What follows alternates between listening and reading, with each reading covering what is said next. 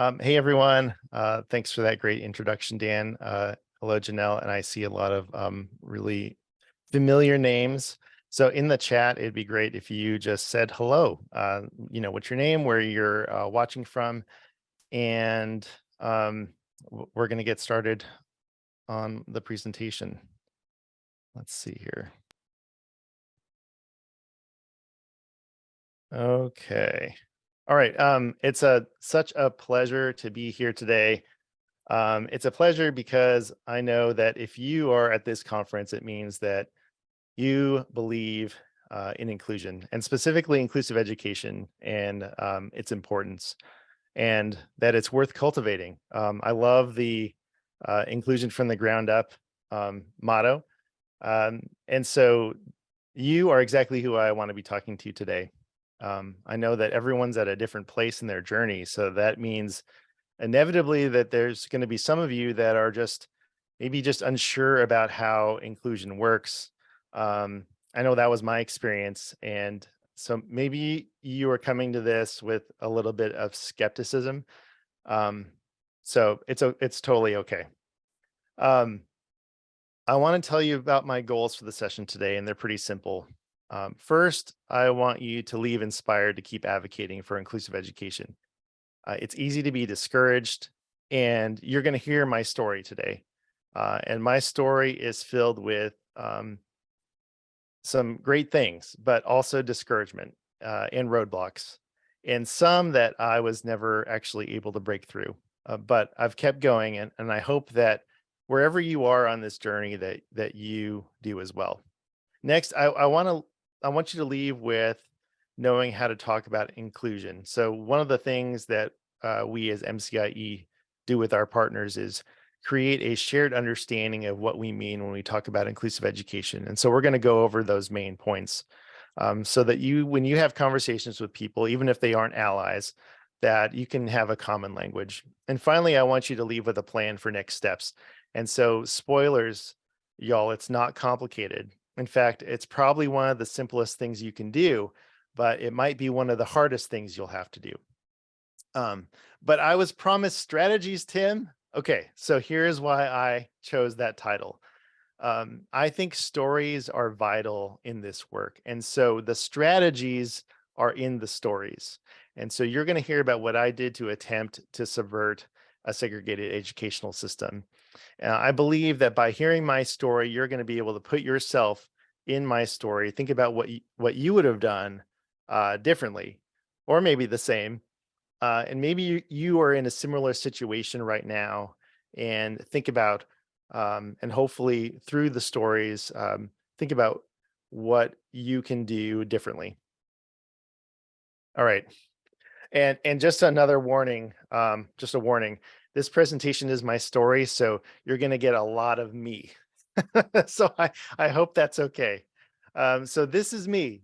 This is a picture of me in my classroom in Pasadena Unified School in Daniel Webster Pasadena Unified School District on my very first day of school. Of course, I look a lot younger than I do now. I'm wearing a long sleeve button up shirt with a red tie, khakis. I'm standing in front of what would be our morning meeting area in the classroom. And this was a 4th to 6th grade classroom for students with moderate to severe disabilities. Moderate to severe autism, sorry. That's what we called it in California at the time. So let me just back up a little bit. I was telling Dan before we started that I'm a California native. I live in Atlanta, the area right now. I work for a nonprofit in Maryland, but I was born and raised in Southern California. I never wanted to be a teacher. I wanted to be a counselor or a clinical psychologist. My undergraduate degree is in psychology. But the last semester of my senior year, can I move my toolbar? Oh, yeah. Sorry about that.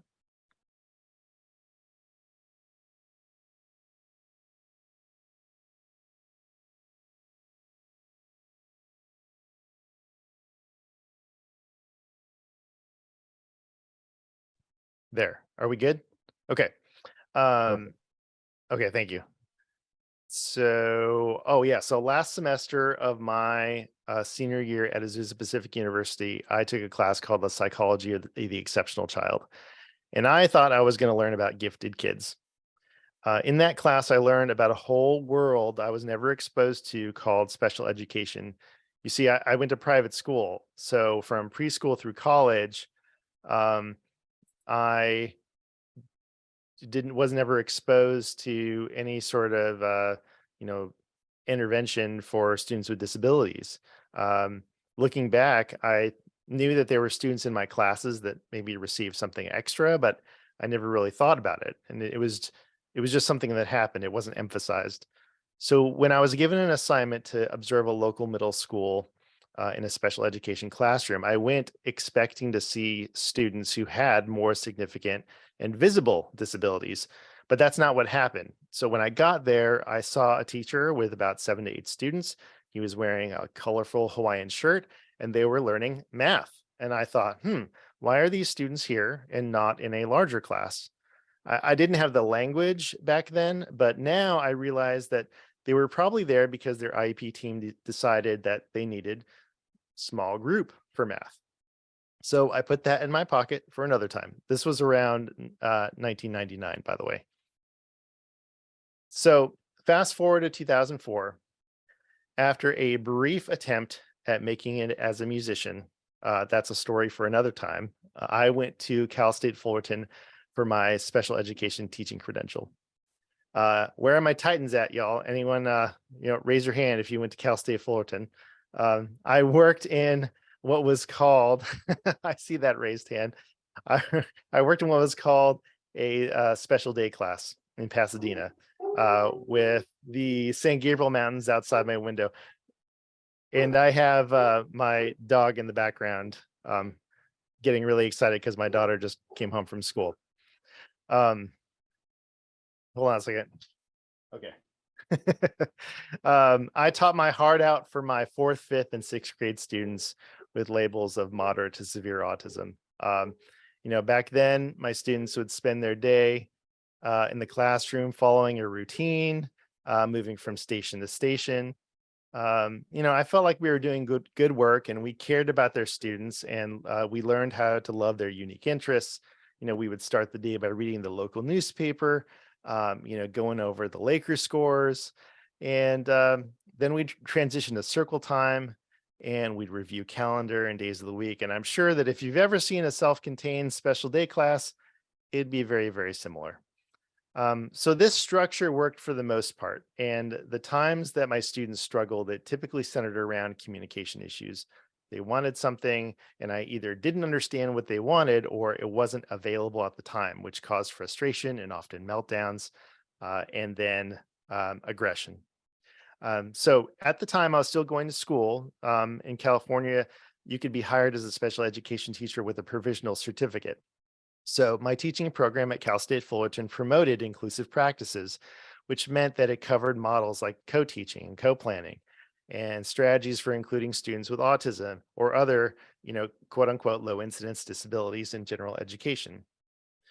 Um, and I remember distinctly having a discussion, a very heated discussion with one of my professors um, about that they just didn't understand that students with autism needed to be educated with other students who were just like them, right? My students needed to be taught routine. How will they learn that in the general education classroom? It wasn't built for them. They can't do the same things as everyone else. So, all of this debating around philosophy, my professor said, okay, so here's an assignment. Pick one student who is in your class, and I want you to create an inclusion plan. This is a picture of me and my very first class, my paraprofessionals, and the young man on the right in the light blue is Nathan. And he was a fifth grader at the time. Nathan was non-speaking, engaged in some self-injurious behavior. He had some verbal stimming that happened. It could be disruptive. And when he got angry, he would hit and kick and anything that was next to him. And I never thought in my wildest dreams that he would be successful in a setting with typically developing peers.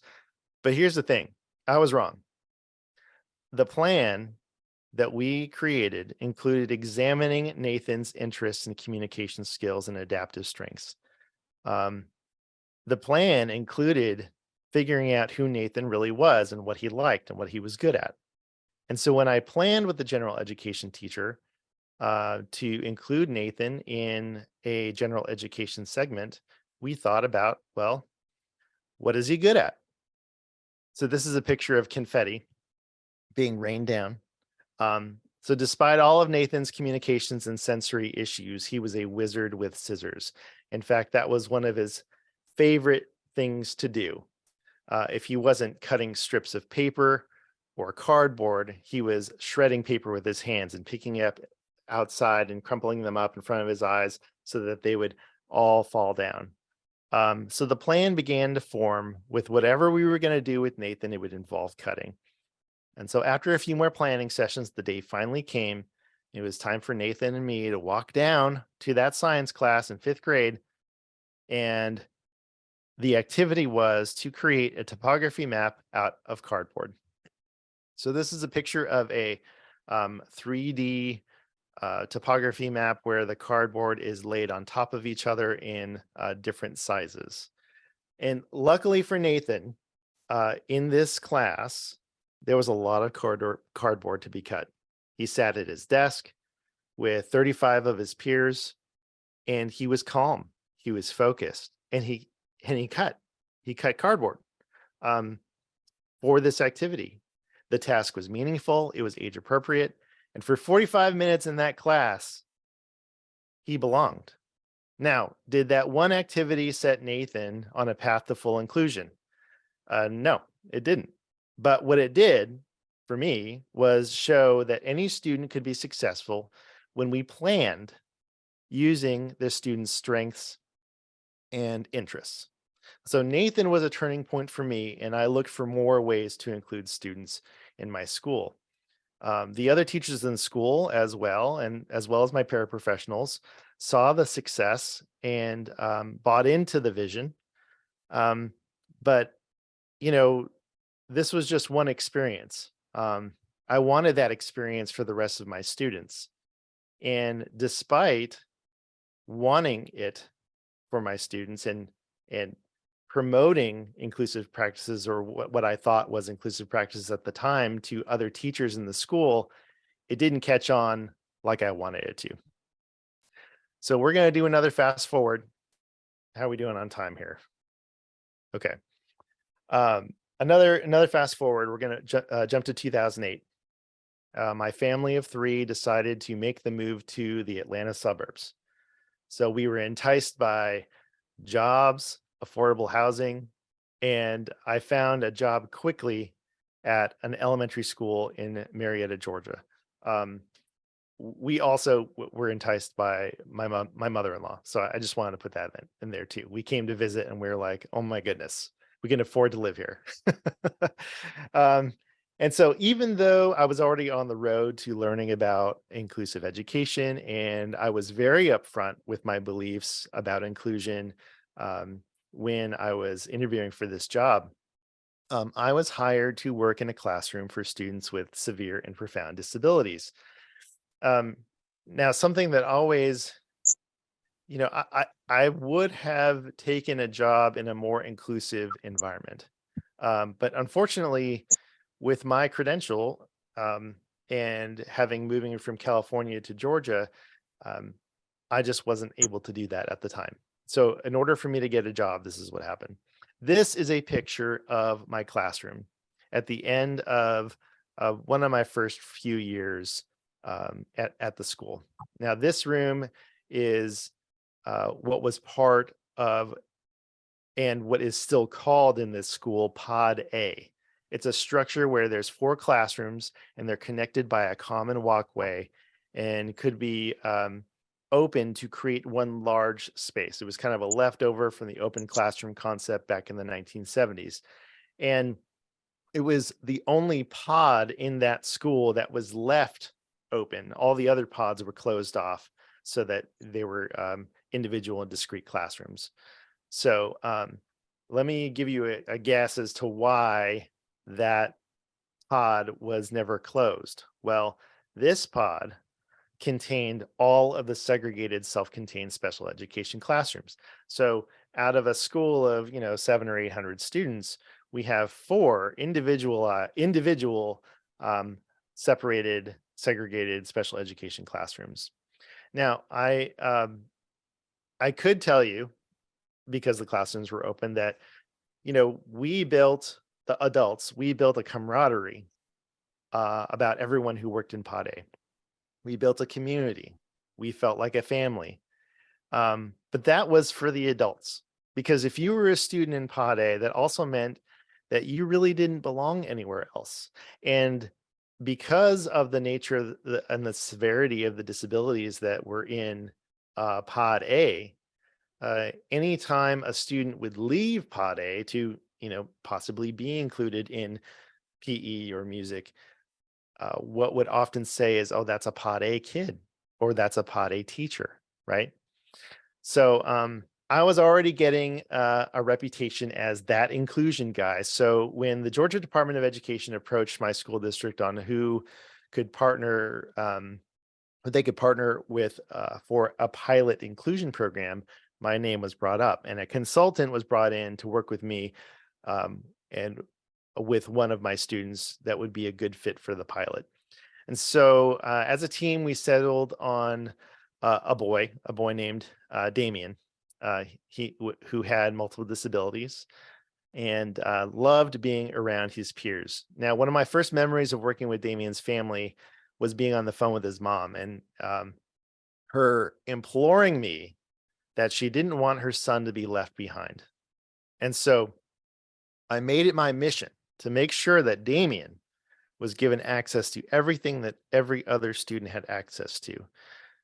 So working with the consultant, Gail Wilkins, who is still a mentor of mine in Georgia, here, she lives here in Georgia. We included Damien in first grade. And so what I'm going to play right now is about a 4 or 5 minute video of the pilot inclusion program video that the Georgia Department of Education made. All right, here we go. Farmer Brown called home on Wednesday night to check in. Did you see the end? He's like, I wrote in the note. Done, advised Bob, counting 7 empty pizza boxes. See the empty pizza boxes next to the trash cans? The initial concerns that I had, including Damien, into the regular classroom, were how it was going to be perceived by the other students in the first grade room, and also how the teacher was having the right teacher that was on board with, making sure that the student was included in the activities and but not taken away from the instruction that was going on in the regular classroom. I found that it was much easier than I had anticipated. I basically just did the same things that I always would do in my classroom. Taught the same lessons, and sometimes we would make adjustments for Damien. Assistive technology was an important role in Damien's ability to access the general curriculum. We used several different devices, one of which was his Dynavox that would help him to communicate verbally words to his peers. And then we also used picture cards, word cards, so that he could make choices, between activities that he wanted to do. Also with the spelling, with the letters, he was able to use those for spelling. Which word would you like to spell next? Food or soon? Soon or food? That's the one you want. Soon. Soon. Okay, soon. We'll spell soon. The students were very accepting of Damien. I think about him as being another kid. The moment he stepped in that classroom, the children loved Damien. He is one of the most popular children at our school. We wanted to send a letter home to let them know kind of what was going on, being very upfront with the parents, letting them know exactly what we were doing to make them feel a part of the project, so that when the kids came home and they were talking about what their day looked like, the parents were familiar with what was going on. The children have not only learned to accept Damien, but that they have really embraced his uniqueness. At first, the planning was just Vicki and I. Beyond that, we had our MAPS meeting, which was also a collaboration between the parents, the administration. The MAPS process was great. It was when we met with the parents, just going over, there was a lot of history that I did not know. You know, first grade, the therapist, myself, everyone that was involved. He really gave me a good background of who he was and what to expect. I knew that Damien checked out a lot and had lots of therapies, but just knowing how involved the parents were and what their perception of the project was going to be and what they wanted to benefit from it. I've just been watching Damien and his interaction since he's been in the classroom, since he's been a part of the regular first grade class, and I think he's been surprising us all. He has a newfound confidence in that, you know, in his own thoughts and his own opinions and his own feelings. And we know the classroom helped bring that out. And he has no problem letting you know what he wants, what he doesn't want. But that engagement increased exponentially when Damien went to the first grade classroom. If he had not gone to the first grade classroom, I think he would have still been trying to figure out his voice. Damien has found his voice by being a part of this inclusion program. And we know that will go with him for the rest of his life. He'll never leave that. It won't stop. But having this in place has given our son his voice. So I'm just going to go back here for a second and pause because I have my notes here. I've watched this video so many times, and I guess the farther away I am removed from it, there's just a few things that, you know, I didn't know. You know, inclusion isn't a program, right? Inclusion is not a pilot. And what we did for Damien was fantastic for Damien. But did it make the change that I wanted for my school, for my district? I don't think so. I don't think it did. But in 2011, our team went to the TASH conference in Atlanta to present about the inclusion pilot. This is a proud moment for me as I look back on this experience. But if it were up to my principal, teachers would have to opt in to an inclusive classroom and make sure everyone was happy before we did anything like this again. So these are the kinds of conversations that I was having. Inclusion only if you want it. So here is Damien at fifth grade. And I give a short little talk before him getting his leadership. He won a citizenship award in fifth grade. Here is at Kincaid, Damien has exceeded expectations, including myself. Mine are pretty high. One of the first conversations I had with Damien's parents was about their concern that he would get stuck because of low expectations. And the tendency for people not to push Damien because they didn't know what he was capable of. With such strong advocates as parents, they are just as responsible for Damien's success as he is. We started including Damien in general education in first grade for a portion of the day, and each subsequent year we're more successful and increased the time. This year he spent most of the day in Mrs. McAlpin's fifth grade class, and we're happy to report that he has been a full participant in that classroom community. But also more importantly, he has been a full citizen here at Kincaid Elementary School. This success follows him to Simpson Middle School, where he is slated to attend general education segments throughout his day to ensure that he continues not to get stuck. So with that in mind, it's my greatest pleasure to award Damien Boyd Jr. the Citizenship Award.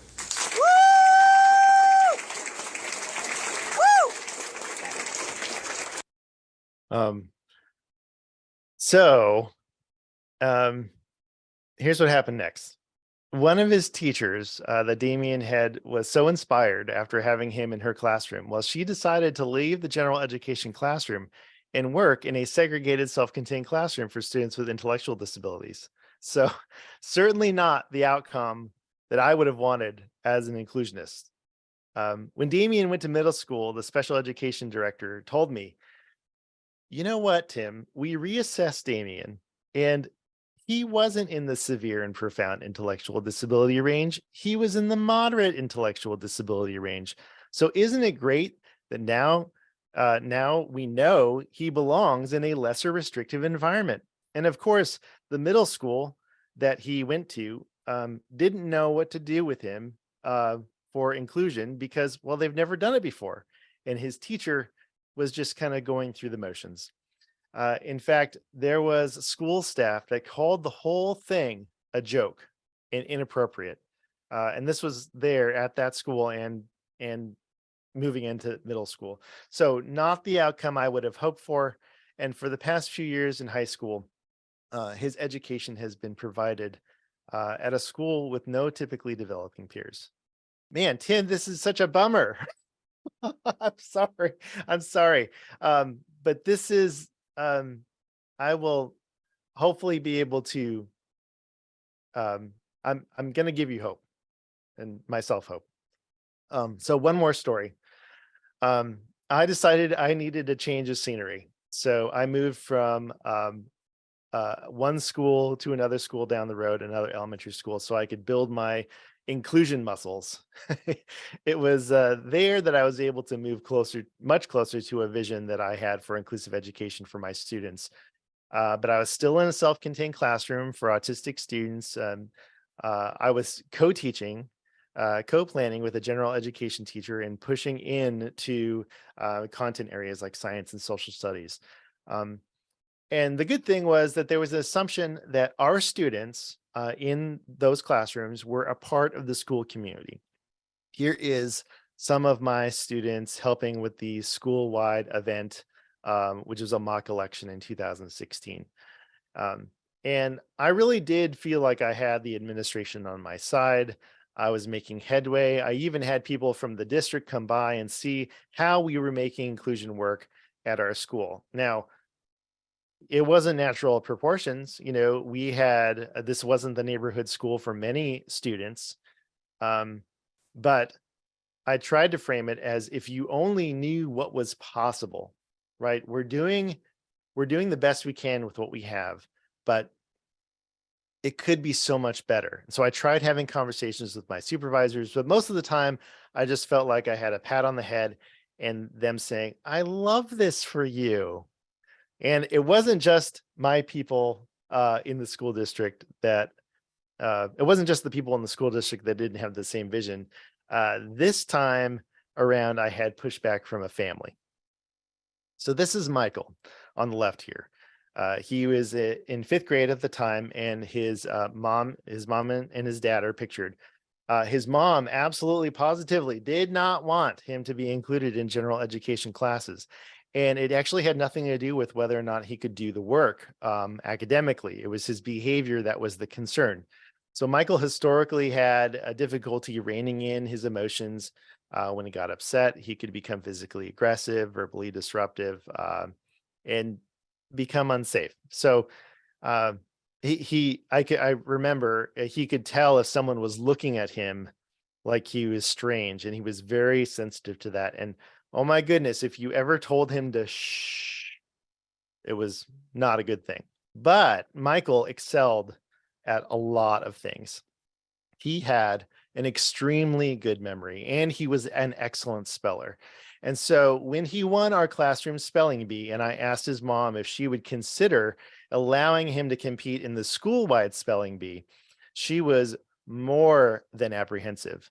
But I tried to convince her to give it a try, and Michael started to practice. We worked hard.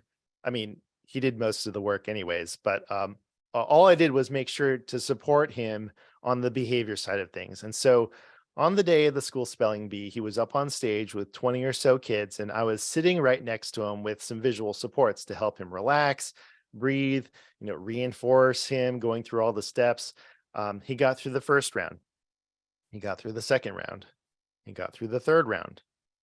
And once there was about 4 students left, I thought, wow, he really has a shot at this. Down to 2 students. Okay, so here's what happened next.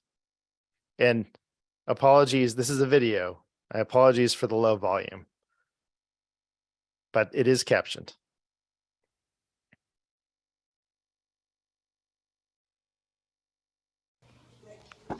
Recuse it.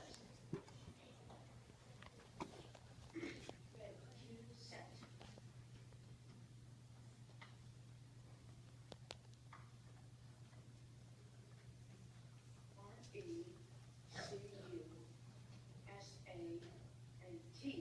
Recusant. Very good, Michael. Stay right where you are for an anticipated championship word.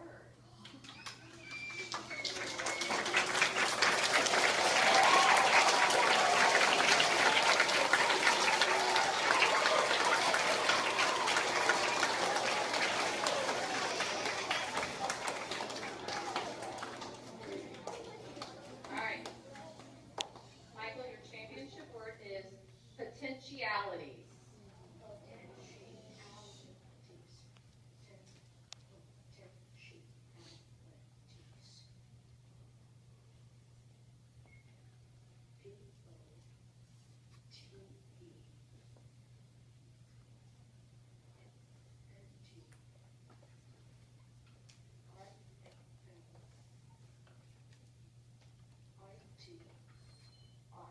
Yes. Potentialities. That is correct.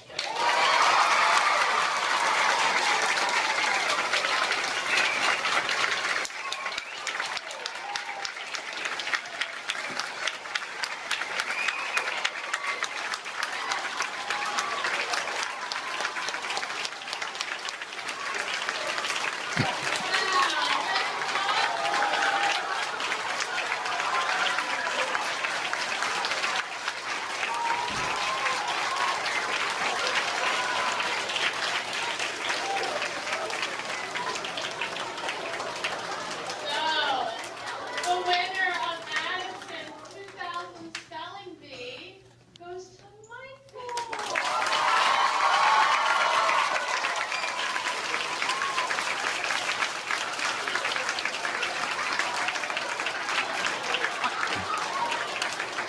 I'm gonna stop right there. I love how he blows a kiss to his parents.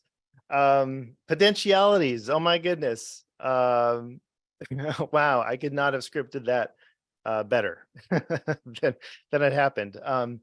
Michael went on to the regional spelling bee and made a good run, but was knocked out in the middle rounds. But we proved that with planning and determination, we could make inclusion work for Michael.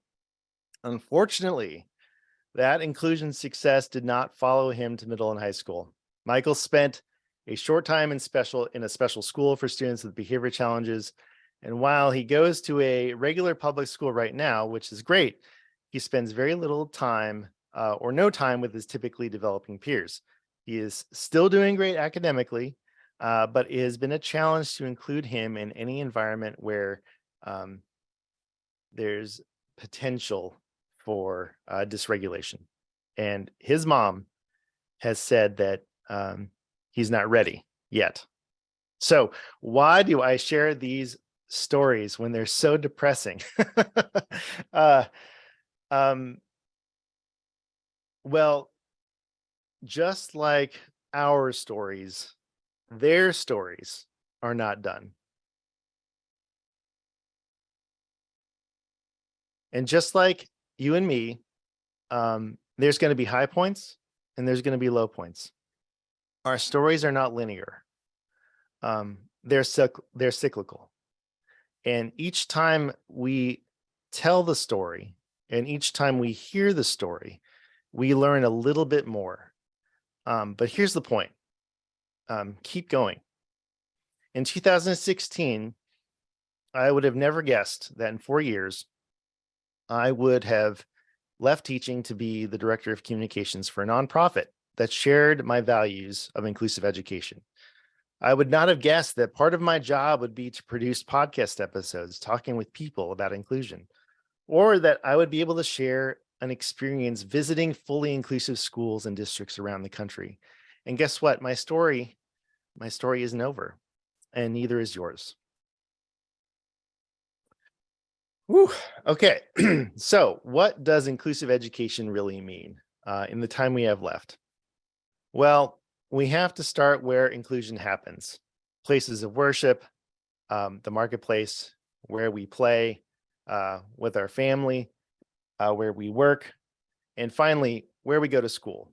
Inclusion begins with presence in these communities because the barrier to belonging is the absence of people with disabilities or any sort of marginalized group. It's hard to feel like you're a part of a community if you are not in the community. So when we talk specifically about inclusive education, we talk about four main ideas: place, membership, participation, and learning. And thank you to Michael McSheehan and Cheryl Jorgensen for their work in the University of New Hampshire for the membership, participation, and learning, which I'm sure some of you or many of you are very familiar with. A mistake that I made when I was developing my understanding about inclusive education was that inclusion was just about making people feel like they were a part of a community and felt like they belonged. And don't get me wrong, that's important, of course. But if certain people are not allowed or expected to be in certain places, like a general education classroom, then are we really practicing inclusion? Take, for example, the idea of inclusion classrooms. A lot of school districts are still practicing inclusion um, as if they just have one classroom where students with and without disabilities are in the same grade level. Um, so you have the fourth grade inclusion class or the fourth grade inclusion teacher. Like, oh, what do you teach? Well, I teach inclusion, right? So if there are inclusion teachers and inclusion classrooms, what are the other classrooms? The exclusion classrooms? I know that's silly, right? But follow my logic. What if they were just classrooms? What if they were just learners who received specialized instruction alongside everyone else? Um, it may seem far-fetched, but the thing is there are schools right now that are doing this, and even more so after this conference.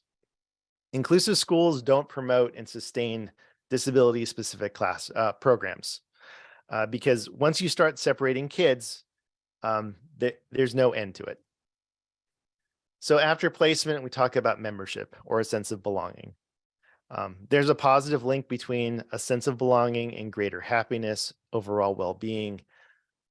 Cultivating membership is the responsibility of the people who create the learning environments. How are we going to promote belonging in our classrooms and schools?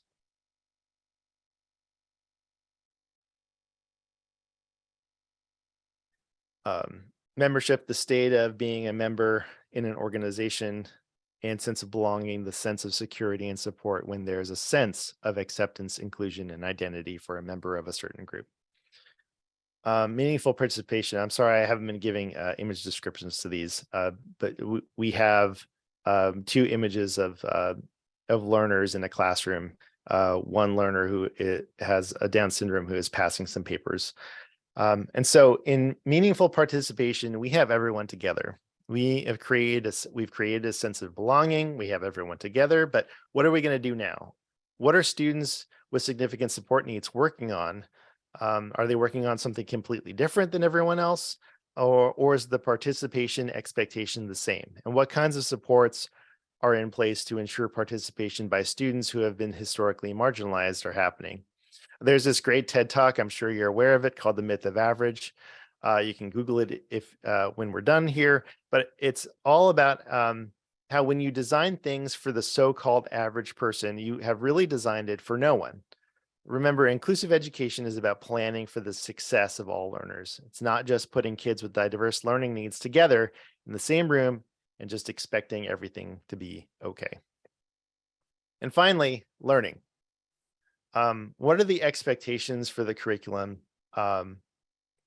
for the classroom and for the school? Are they the same across the board?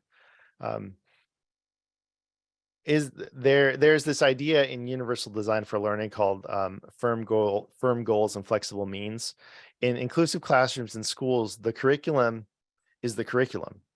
How do we get there for each student who might learn a little bit differently. And that includes learner choice. It includes self-advocacy, developing communication and self-regulation skills. And it includes the expectation that students, all learners, will graduate and contribute to society. All right, we've made it. And I want to be able to spend some time with some questions, for some questions at the end here. But here's my big ask, right? So with the final months we have together, what is our plan? So everyone take a deep breath, clear your mind, because the next step is amazingly simple, but it can be extremely difficult and sometimes even overwhelming. So here's what I want you to do. I want you to find someone to tell your inclusion story to, preferably someone who doesn't already have inclusive education on their mind, and even more preferably a school leader, someone who has the power to make change. These two pictures are of two people drinking, I think it's coffee, and they're smiling, and then a person on the phone with somebody smiling. So let me tell you, I guess one final story, and it's a follow-up to Michael. So in preparation for this talk, I knew I wanted to show Michael's picture and tell his story and show the video. And so I called up Michael's mom and I said, "Hey, I'm planning on doing this this presentation on, and I just want an update. How's Michael doing? I was kind of aware of what happened afterward, after him leaving the elementary school. I just, it'd be great to catch up." And so we spent an hour chatting, and I told her about my job, and I said, this is my job. I get to tell people about inclusive education and the benefits, and why school leaders should change how they're thinking about students with disabilities.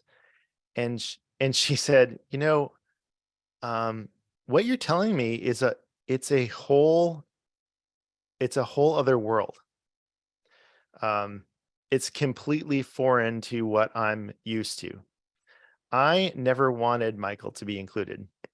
In fact, I still don't. I want Michael to be in a safe environment. I want Michael to, not be ridiculed or bullied. I want Michael to learn in an environment where he feels safe.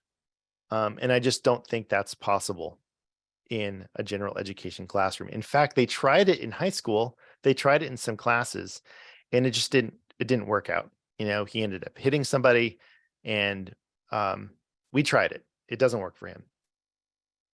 And so what I ended up doing was I ended up talking to Michael's mom about what inclusive schools really look like. Because I think the assumption is that inclusive schools are just putting kids with and without disabilities together, and nothing is different. When in fact, that's what it is. That's what it is. Everything is different. It's not necessarily harder. It's just different, right? There's collaboration between general and special education teachers. There's natural proportions. And I explained to her, I'm like, at our school, we had a larger percentage of students with disabilities, with specifically autism, in our school. So if we tried to include students, there's just so many more needs, so many more support needs that we would need to have, to support. And I said, with natural proportions, you have a grade level, and you have students going to their neighborhood schools, And so that spreads out the level of support. And also, you don't have just one class where it's the inclusion class. You have multiple classrooms, and it's all classrooms are inclusive. And you also have leadership that is on board and driving the work and driving the change. And so I was explaining to her this, and I was saying, look, I visited Cecil County Public Schools in Maryland. I visited, Ruby Bridges in the state of Washington. I visited McMicken Elementary School. I visited Seaholm High School. I wasn't able to be there in person, but we did have we have field recordings from Westland Wilsonville in near Portland, Oregon. There are inclusive schools out there, and there's more. It's not just the ones that I've mentioned. And she said, Tim, I just, I've never thought of it that way. Like I've never understood it to be possible.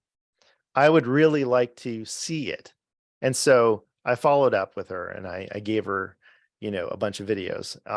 And hopefully I didn't completely overwhelm her because, there's a lot of stuff out there. There's a lot of content that people can watch, listen to, read that explains what inclusive education really is. And so I haven't heard back from her yet. But my the pastor at my church, he says he likes to give us homework. So I'm gonna give y'all some homework right now. Okay. So take out your, whatever your notes, however you're gonna take notes. And this is the homework. I want you to find someone to talk to about inclusive education. A shared understanding of inclusive education starts with a conversation. In fact, that is how MCIE operates. It's typically multiple conversations with school leaders before we partner with a district for long term. It's not one conversation. It's not two conversations. It's typically 5 or 6 or 7. And so I want you to start a conversation with somebody about it. And I'm going to give you a couple options for this. So think about some school leaders, a principal, an assistant principal, a director, a special education. Maybe it's an associate superintendent. Maybe it's the superintendent themselves. Someone who has some power to change or influence the school district. And then I want you to tell them and say, hey, I'd love it if we could talk. I'm learning so much about inclusion. In fact, I was at this conference, right? I was going from inclusion from the ground up, or I just read a book, or I listened to this podcast episode. And just by having this conversation, you are moving the inclusive education needle forward. I know that is not as satisfying as giving you, 7 steps. But as I've been in this work, I realize that this is the driver for change, is conversations. And so I learned this networking trick that I want to pass along. Go to your smartphone, because I'm assuming every one of you has one. And then you go to your texts and just scroll down all the way to the bottom and see who it is. And whether they're a school leader or not, this is great practice. And just reach out to them and say, look, I know it's been a minute since we've talked. I know you're busy, but I would love to talk to you about something that I'm learning. And you can, or you don't have to say anything about inclusion, but this is a great way to start. So you can do the same idea is for email or, LinkedIn messages or Facebook Messenger, or ever your messenger use of choice, WhatsApp, or, however you want to do it. But the main idea is be intentional about talking with someone about why inclusive education matters to you. And, not just social posts, but a real conversation. Okay, so that's your homework. And when you've done it, let me know what happened, because I want to know. So my email is in the PowerPoint, but if you want, it's tvillegas@mcie.org. That's all I have for you all. Please stay in touch with our email list. Visit the mcie.org website, and you can always listen to the podcast. I'm going to stop sharing right now in case we have any questions.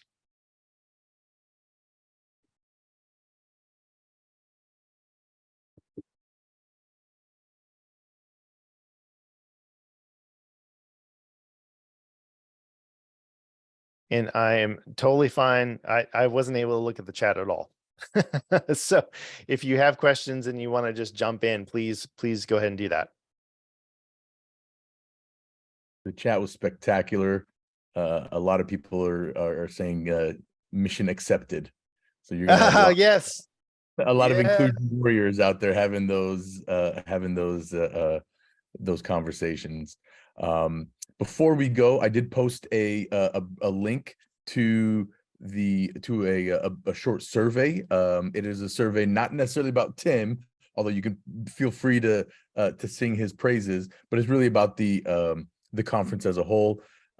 Before we go, Tim, I think it's just critical that we take the time to celebrate you and thank everybody for attending, for your allyship, for our students with and without disabilities and their families.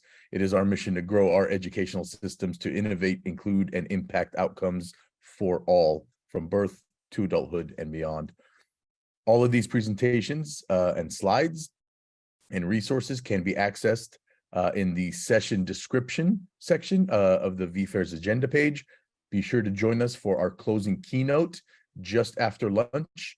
Connect with us on social media and our roundtables for like-minded attendees, and you can network and make some connections. With that, again, we want to thank you, Tim, just sharing your story, sharing your expertise, sharing your perspective and your experience. And we do have a few minutes, so for those of us who are still on the line, by all means, please, like, we don't get Tim all the time, so this is our shot to pick his brain and get some feedback. Tim, I think there was a question about where do we find your podcast? How do we subscribe to your podcast? Yes. So it's all on all major podcast platforms. So, Spotify, Apple Podcasts. But if you go to thinkinclusive.us/podcast, you will be able to find it. So please go ahead and go there and subscribe or follow, whatever platform language. And thanks for your time, everyone. Really, it was great.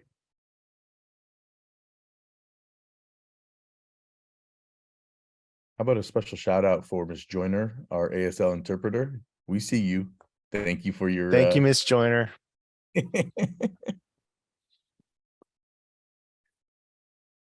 Lovely. Okay. Well, Tim, it looks like you're off the hook. I guess so. Yeah. Well, we do appreciate you. Thank you again so much for just bringing us all in and giving everybody an opportunity to learn alongside you and with our amazing Ms. Joyner. Absolutely. Thank you. All right, Dan, it was great meeting you. Pleasure is all mine. Have a great afternoon, everybody. Enjoy your lunch. Make some connections. We'll see you very shortly for our closing keynote.